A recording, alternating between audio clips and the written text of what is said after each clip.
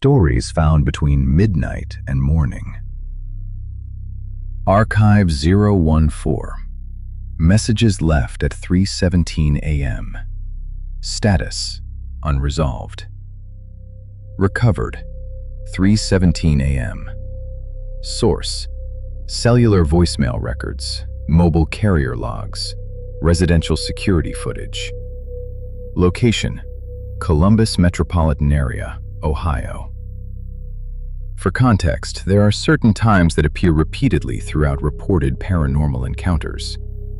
3 a.m., 3:13 a.m., 3:33 a.m.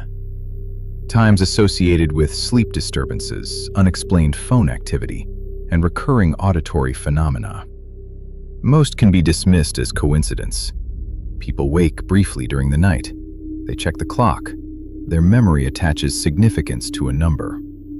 But every so often a case appears that resists simple explanation.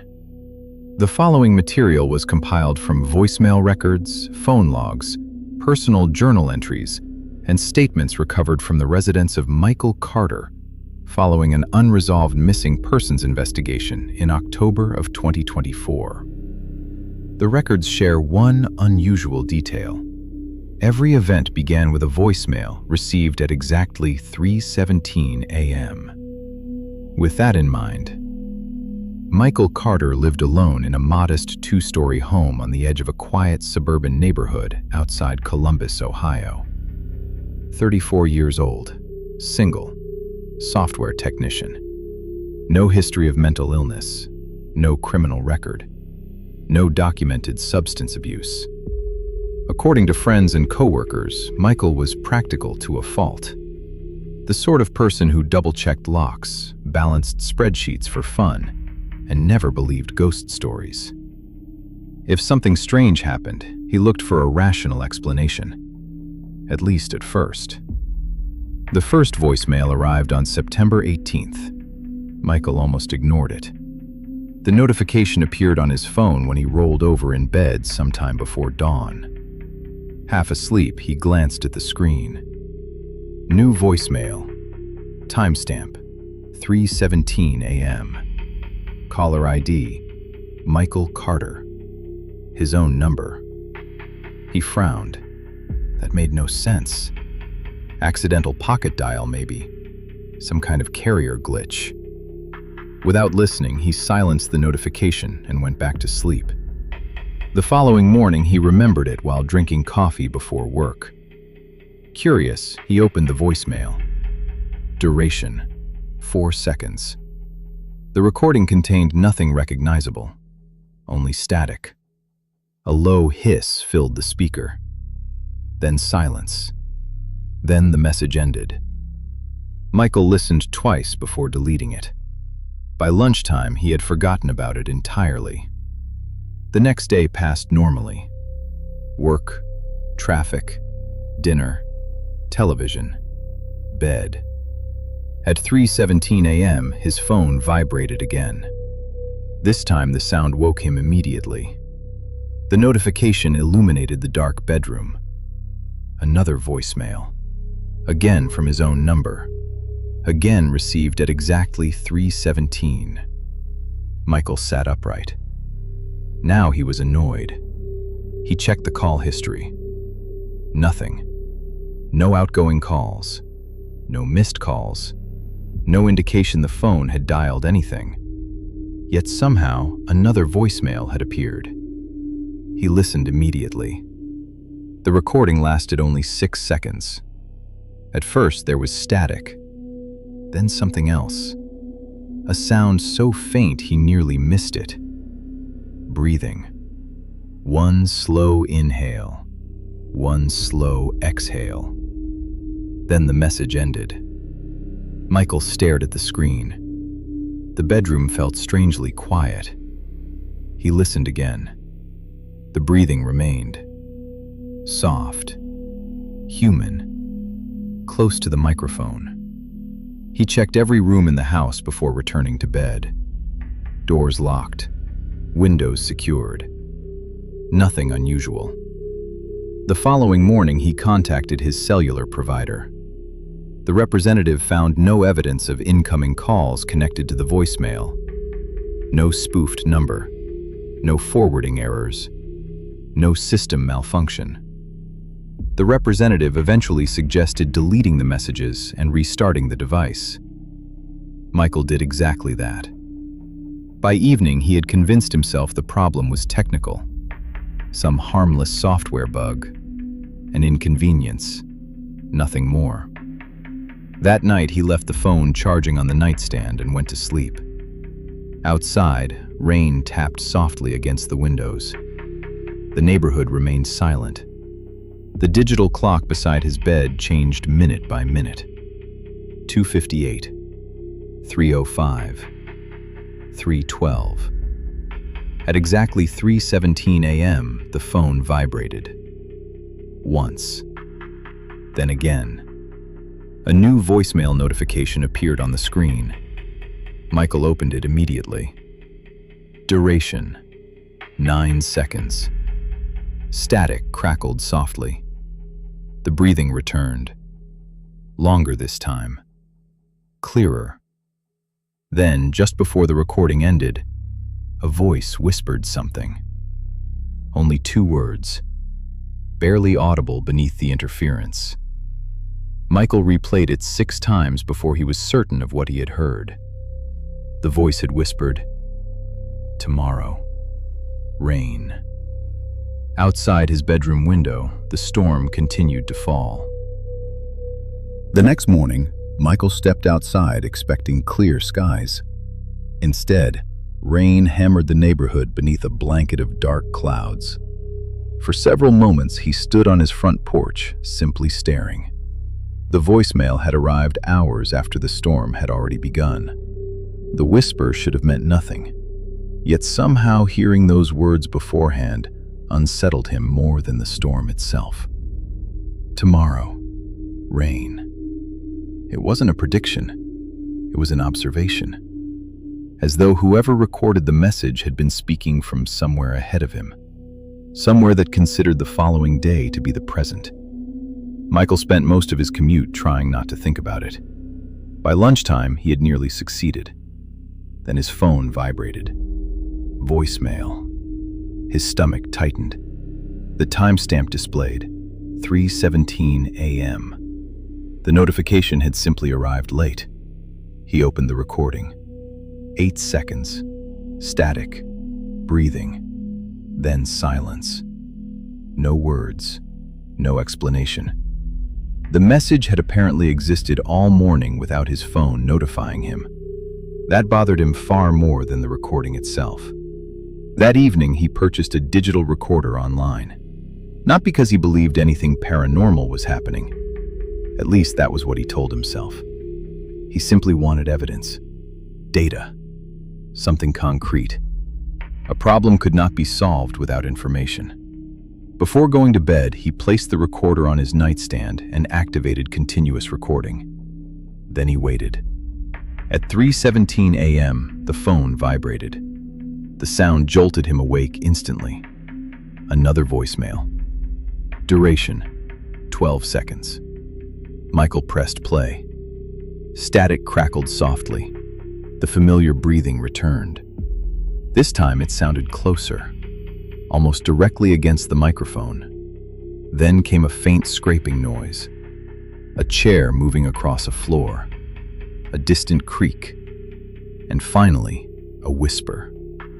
3 words. Check your mailbox. The message ended. Michael sat motionless. His bedroom remained silent except for the ticking clock on the dresser.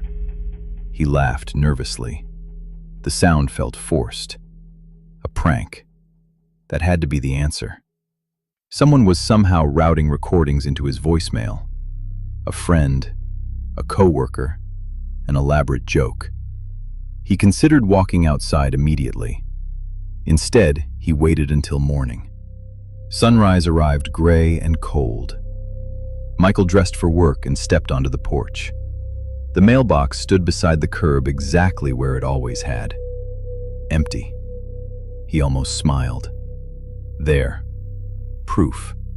The voicemail was nonsense. He opened the box anyway. Inside rested a single white envelope. No stamp, no address, no markings whatsoever. Just an ordinary envelope folded neatly in half. Michael stared at it, slowly removed it, opened it. The paper inside contained only one sentence, typed in black ink. Don't ignore tonight's message. No signature, no explanation, nothing else. His hands suddenly felt cold. The rest of the day passed in a fog. He called local friends. No one admitted involvement. He contacted the cellular provider again. A different technician reviewed the account. The results were identical. No incoming calls, no voicemail source, no technical explanation. By evening, Michael had begun checking his phone obsessively. Every vibration made him jump. Every unknown number demanded inspection. When bedtime arrived, exhaustion finally pushed him into sleep. The recorder sat ready on the nightstand, the phone beside it, waiting. At exactly 3:17 a.m., both activated. The phone vibrated. The recorder captured the sound. Michael woke immediately. Another voicemail. 14 seconds. Static. Breathing. A low thump somewhere in the background. Then a voice. Clearer than ever before. Still distorted. Still difficult to identify, but unmistakably human. It spoke only one sentence. You forgot your keys. The message ended. Michael checked the locks, checked every room, checked the front door, then finally returned to bed. The next morning, he drove halfway to work before realizing his keys weren't in his pocket. He had left them on the kitchen counter, exactly where the voicemail had warned him they would be. For the first time since the messages began, Michael felt something colder than fear settle into his chest. Because coincidence was becoming harder to believe, and the voice was becoming easier to hear. By the end of the week, Michael had stopped trying to explain the voicemails. Instead, he began documenting them. Every message was saved, every timestamp recorded, every prediction written into a notebook alongside the eventual outcome. The rational part of his mind still searched for another answer. A prank, a stalker, an elaborate scam. But none of those explanations fit the evidence accumulating in front of him. The messages were becoming increasingly specific and increasingly accurate. The voicemail arrived at 3:17 a.m. as always. Duration, 18 seconds. Static crackled softly. The breathing returned. Then the voice spoke. Power outage, 8:42. Nothing else. The message ended. Michael wrote the prediction down before leaving for work. Throughout the day, he checked the clock repeatedly. 8:30, 8:35, 8:40. Nothing happened. He almost felt relieved. Then, precisely at 8:42 a.m., every light in the office went dark. Computer monitors died instantly. The building fell silent. Employees groaned and stood from their desks. Emergency lighting activated moments later. Michael stared at the clock on his phone. 8:42. Exactly. The outage lasted 37 minutes. That evening, he replayed the voicemail over and over. The prediction had been impossible. Not unlikely. Impossible. The next message arrived the following night. Woman in red coat drops her coffee. Michael nearly laughed. Compared to power failures and anonymous warnings, the prediction sounded ridiculous. The next morning, he stopped at a coffee shop before work. The place bustled with commuters. People moved through the line carrying laptops, briefcases, and paper cups. Michael ordered his drink and waited. Then he saw her. A woman wearing a bright red coat stepped toward the exit. Her phone rang. She glanced down. The coffee slipped from her hand. The cup struck the floor and exploded across the tile. Several customers jumped backward. Michael simply stared. He already knew it would happen. For the rest of the day, he felt disconnected from reality. The world seemed subtly wrong, as if events were no longer unfolding naturally, as if somebody had already seen them happen. That night, he made a decision. If the next voicemail contained a prediction, he would test it, deliberately, methodically. The message arrived at 3:17, 23 seconds long, static, breathing, a faint metallic clanging sound somewhere in the background. Then the voice spoke. "Don't take Oak Street." Silence followed. Then the recording ended. No explanation, no details, just a warning. The next morning, Michael drove toward work as usual. When he reached the intersection leading toward Oak Street, he hesitated. The road offered the fastest route. Traffic appeared light. Nothing unusual was visible. His hands tightened around the steering wheel. Finally, he shook his head. Enough. He was letting a mysterious voicemail control his behavior. Ridiculous. He turned onto Oak Street. 2 minutes later, traffic stopped completely. Ahead, flashing emergency lights illuminated the roadway. Police vehicles blocked both lanes. A delivery truck had collided with an SUV at a major intersection. Glass littered the pavement. Paramedics moved between damaged vehicles. Michael sat motionless behind the wheel. His mouth felt dry. The warning had not been vague. It had not been symbolic. The voice had known. Somehow, it had known. That evening, he skipped dinner and remained at his kitchen table reviewing recordings. Hours passed. Patterns emerged. The breathing was becoming louder, closer. The voice clearer. Occasionally, other sounds appeared in the background. Footsteps, doors closing, floorboards creaking. Ordinary sounds, domestic sounds, sounds that felt strangely familiar. Near midnight, he loaded several recordings into audio software and began examining their waveforms. Nothing unusual appeared at first. Then he isolated one brief section hidden beneath the static. A background noise lasting less than a second. A sharp wooden creak. Michael froze. He knew that sound. He heard it every day. The floorboard outside his bedroom door. The one that had squeaked since the day he bought the house. For a long time, he sat motionless in front of the monitor, listening, replaying, listening again, because for the first time, the possibility occurred to him that the recordings weren't being made somewhere else. They were being made inside his home. Michael didn't sleep that night. Instead, he sat at his desk beneath the glow of multiple monitors, replaying recordings through headphones while studying audio spectrograms he barely understood. The creaking floorboard wasn't imagination. He had verified it. Twice. The squeak hidden beneath the static matched a recording taken inside his hallway almost perfectly. The frequency, the duration, even the subtle vibration afterward. It was his floor, his house. Somehow the voicemail recordings contained sounds from rooms where nobody should have been. At 2:48 a.m., he heard another vibration. Not from his phone, from the digital recorder sitting beside it. The recorder had captured movement downstairs. A single, dull thump. Nothing else. Michael froze. The house remained silent. You waited several minutes before finally standing. Every light upstairs was on. The baseball bat he'd purchased years ago leaned beside the bedroom closet. Without thinking, he grabbed it. The staircase groaned softly beneath his weight.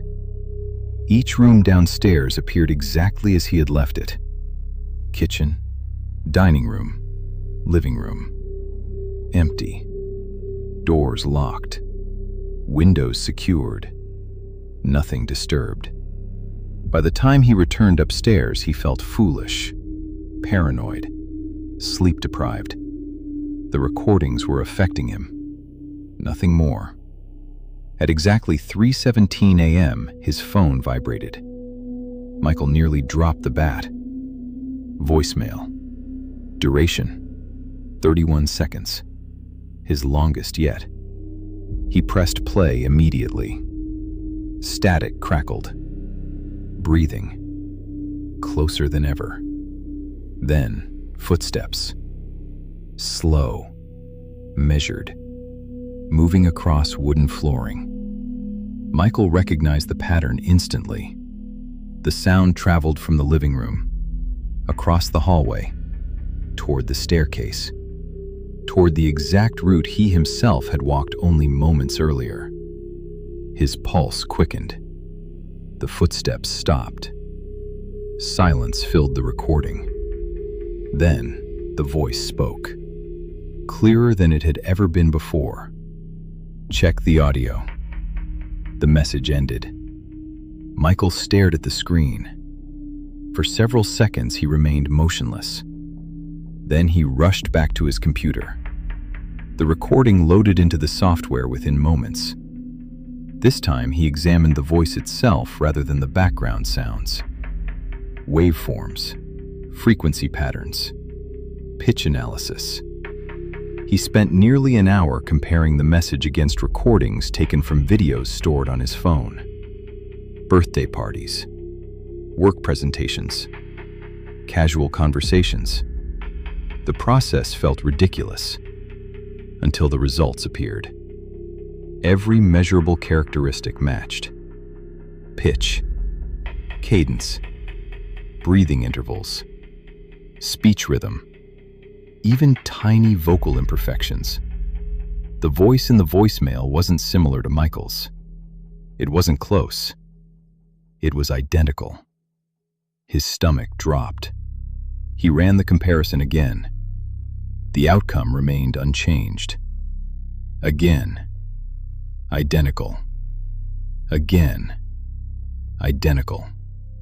The voice speaking through the static belonged to him, or someone who could perfectly imitate him. As dawn approached, Michael became aware of something else, a detail he had previously overlooked. The breathing wasn't random. It sounded exhausted, labored, as if the speaker had been running, or hiding, or afraid. That realization disturbed him far more than the voice itself. Because if the recordings truly came from him, then whoever was speaking sounded terrified. The following evening, he installed security cameras throughout the house. Front door, back door, living room, hallway, staircase. He wanted proof. Something objective. Something real. At 3:17 a.m., another voicemail arrived. Duration: 42 seconds. Static. Breathing. Footsteps. A door opening somewhere nearby. Then the voice. Clear. Urgent. Almost desperate. "Don't stop listening." The words were unmistakably his own. For the first time, there was no distortion hiding them. No interference obscuring the identity of the speaker. Michael heard himself speaking. Exactly himself. Same tone. Same pacing. Same voice. The message ended. A second later, his phone chimed again. Motion alert. One of the security cameras had detected movement. The hallway camera. The one outside his bedroom. Michael opened the footage immediately. The hallway appeared empty. No intruder. No shadow. Nothing unusual. Then he noticed the timestamp. The motion alert had triggered 6 minutes before the voicemail arrived. At 3:11 a.m. And for a single frame, barely visible near the end of the corridor, someone had been standing there, watching the bedroom door.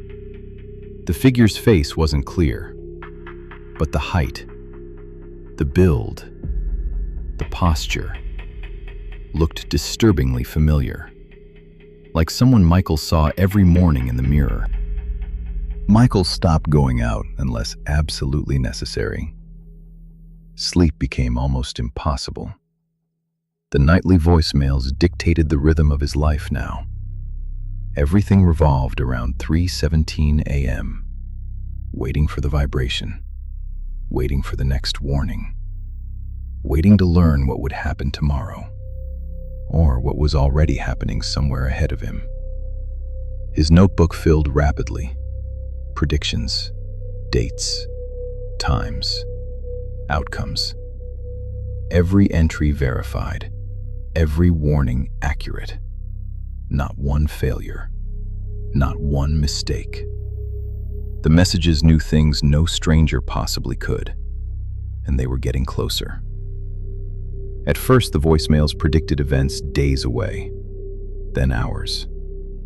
Now they described things that happened within minutes, sometimes less. The next message arrived as usual. Duration, 51 seconds. Static, heavy breathing. A distant metallic impact. Then the voice spoke. Phone call, 2:23. Michael checked the timestamp. 3:17 a.m. Nothing else. At exactly 2:23 that afternoon, his phone rang. An unfamiliar number. When he answered, nobody spoke. Only breathing. Slow. Measured. Identical to the breathing hidden within the voicemail recordings. The caller disconnected after 12 seconds. The number could not be traced afterward. That night, Michael reviewed security footage until dawn. The hallway figure appeared nowhere else. No entry, no exit, no explanation. One frame, one impossible silhouette, then nothing. The following voicemail proved worse. Do not answer the front door. The warning arrived at 3:17. At 6:48 that evening, someone knocked. 3 slow knocks. Michael froze in the living room. Nobody visited unexpectedly. Not anymore. Most of his friends had stopped calling weeks earlier. The knocking came again. 3 deliberate strikes. He approached cautiously and checked the camera feed. Nobody stood outside. The porch was empty. The driveway empty. The sidewalk empty. Yet a third series of knocks echoed through the door. Michael remained motionless until they stopped. The next morning, he discovered 3 muddy footprints on the porch. Human footprints, leading toward the front door. None leading away. His anxiety evolved into obsession. He purchased additional cameras, motion sensors, window alarms, even a second digital recorder. Every room became monitored. Every doorway observed. Still the voicemails continued. Still the predictions remained correct. Then came the message that changed everything. Duration, 1 minute, 12 seconds. The longest recording yet. The breathing sounded ragged, exhausted, as though the speaker had been running.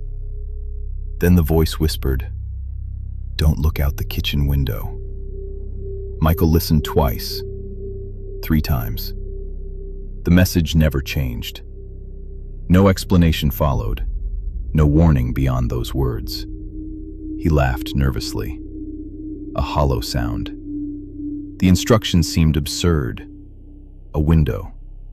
Nothing more. Throughout the evening, he avoided the kitchen entirely. He ordered food delivery, ate in the living room, kept the blinds closed. For several hours, he successfully ignored the growing curiosity. Then midnight arrived, and with it came the realization that he was allowing a mysterious voice to dictate his behavior. Enough. He marched into the kitchen. The room stood dark except for pale moonlight filtering around the blinds. Nothing moved. Nothing sounded unusual. His reflection stared back faintly from stainless steel appliances. Michael reached for the cord, paused, then pulled. The blinds snapped upward. For several seconds, he saw only darkness. An empty suburban street. Parked cars. Silent houses. Nothing abnormal. Then movement. Across the road. Standing beneath a street lamp. A man. Watching the house. Watching the kitchen window. Watching him. The distance obscured details. Yet Michael immediately recognized something impossible. The height. The shoulders. The posture. Every feature matched his own. The figure looked exactly like him. Neither moved. Neither blinked. The street remained silent. Then slowly, almost casually, the figure turned away and disappeared into darkness beyond the reach of the street lamp. Michael stood frozen at the window, unable to breathe, unable to move. Because for the first time since the messages began, he was no longer listening to evidence, no longer studying recordings, no longer analyzing predictions. He had finally seen the source staring back at him, and it had his face. Michael stopped reporting the voicemails, stopped contacting technicians, stopped searching for rational explanations. There was no longer any point. Whatever was happening had moved beyond technology, beyond coincidence, beyond anything he could explain. The figure outside the kitchen window changed everything. For 3 nights afterward, Michael remained awake until dawn, watching security feeds from every camera in the house. The figure never appeared again, at least not outside. Yet small disturbances continued. Motion alerts from empty rooms, brief audio spikes on the recorders, footsteps that appeared on one microphone but nowhere else. Most disturbing of all were the new voicemail recordings. The voice was becoming clearer, stronger, closer. It no longer sounded like someone speaking through interference. It sounded like someone speaking directly into the phone. Someone nearby. Someone afraid. On the 4th night after the sighting, Michael received the longest voicemail yet. Timestamp, 3:17 a.m. Duration, 3 minutes 21 seconds. For several moments, there was only heavy breathing. Not calm breathing. Panic. The sound of someone struggling to stay quiet. Then came running footsteps. A door slamming somewhere in the distance. The metallic rattle of a lock. Michael sat motionless in bed, listening. The voice finally spoke. And for the first time, there was no distortion whatsoever. It was unmistakably him. Every word, every breath, every inflection. His own voice. Terrified. Listen carefully. The speaker paused, as though checking to make sure nobody was nearby, then continued. I don't have much time. A loud impact sounded somewhere in the background. The speaker flinched audibly. Michael felt his pulse quicken. You're not receiving these messages from a stranger. Another pause. Breathing. Running footsteps again. They're coming from me. Michael's grip tightened around the phone. The voice continued. I know how impossible that sounds. I thought the same thing. A second impact echoed somewhere behind the speaker. Closer now. The voice dropped almost to a whisper. Something came into the house. Silence.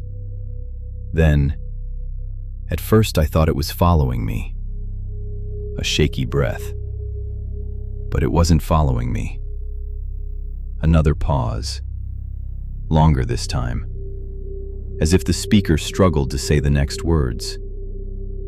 It was becoming me. Michael stared into the darkness of his bedroom. The air suddenly felt colder. The voice continued. It learned my routines, my memories, my voice, everything. The sound of a door opening slowly crept through the recording. Michael felt every muscle tense. The speaker began breathing faster. If you're hearing this, then it hasn't finished yet. A loud crash erupted somewhere nearby. The voice jumped. For several seconds, only frantic movement filled the recording. Then came the final warning, spoken clearly, deliberately, with absolute certainty. When it knocks. The speaker inhaled sharply. Don't answer the door. The message ended. Michael sat frozen.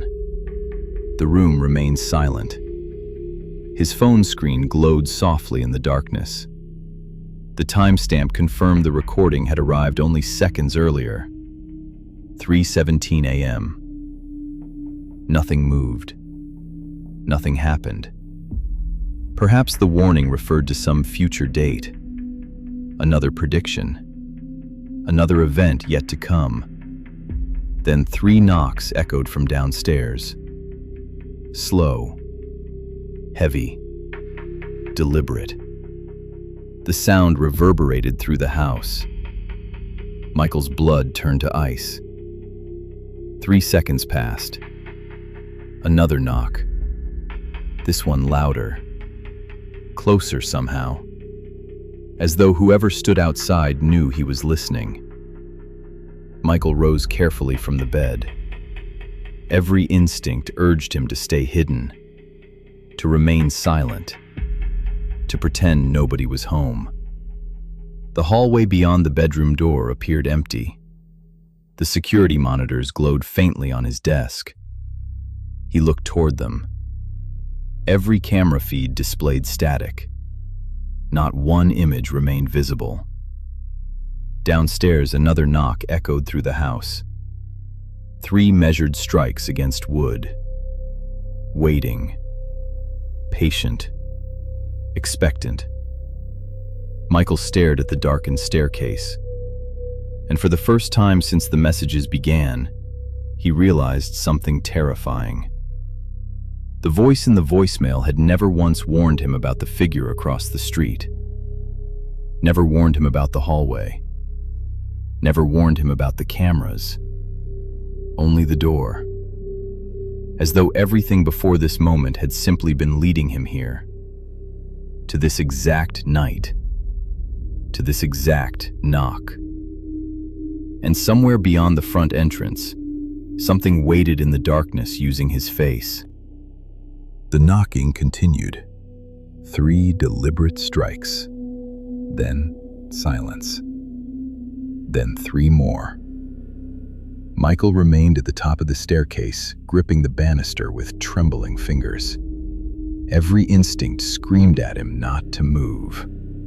The warning replayed endlessly inside his head. When it knocks, don't answer the door.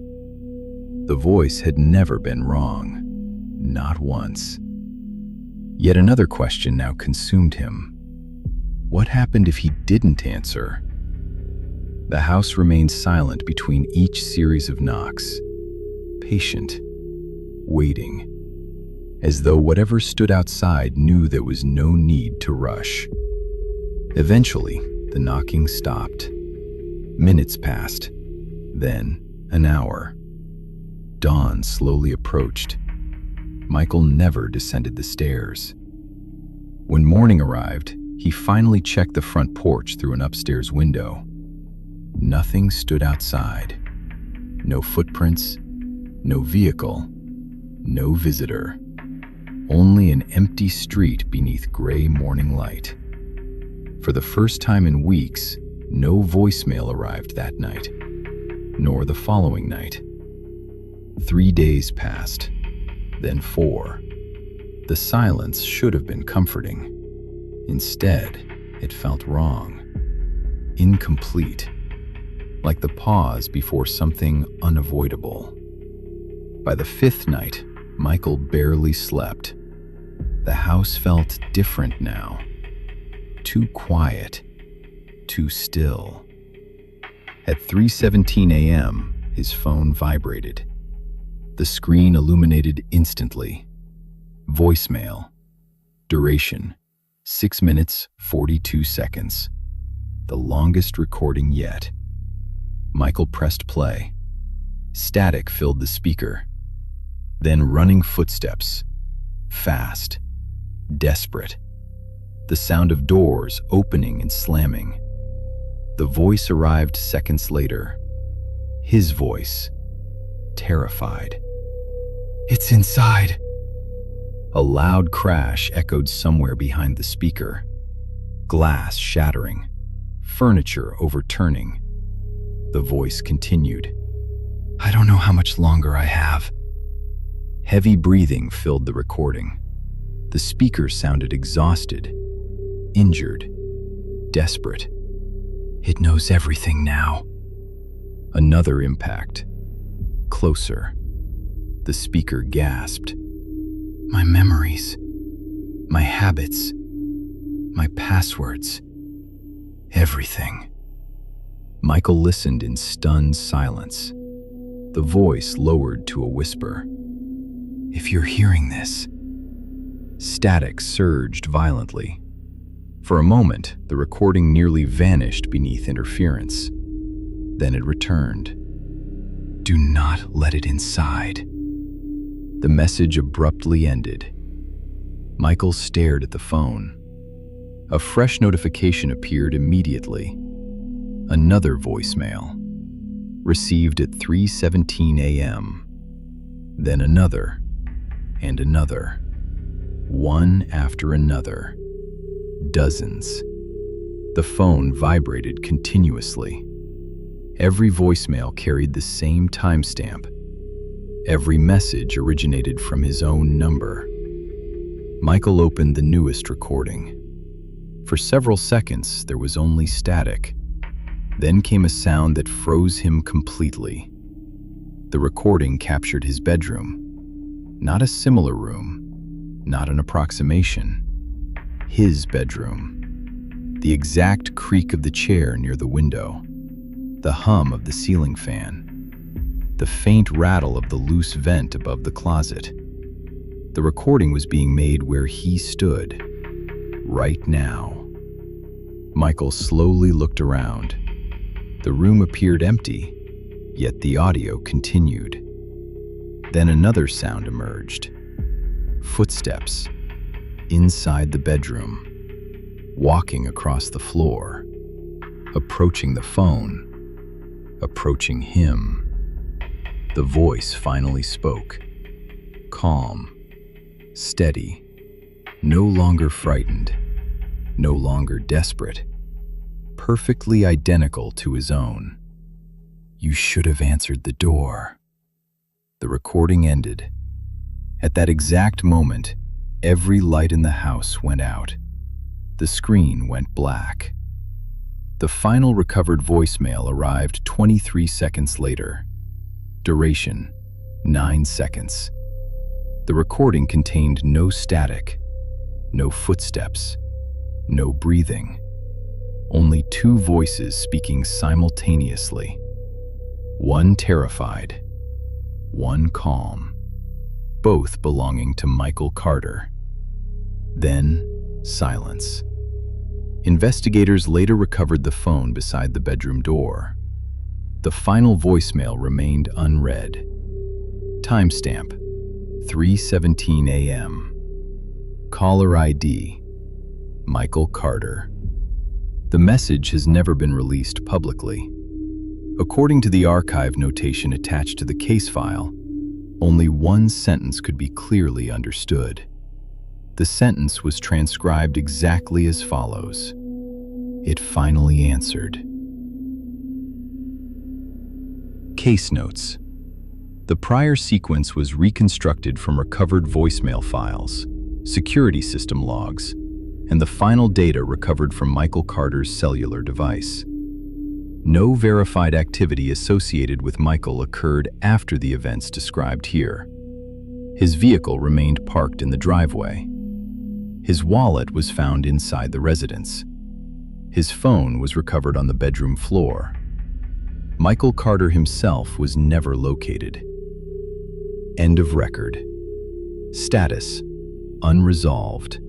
Archive.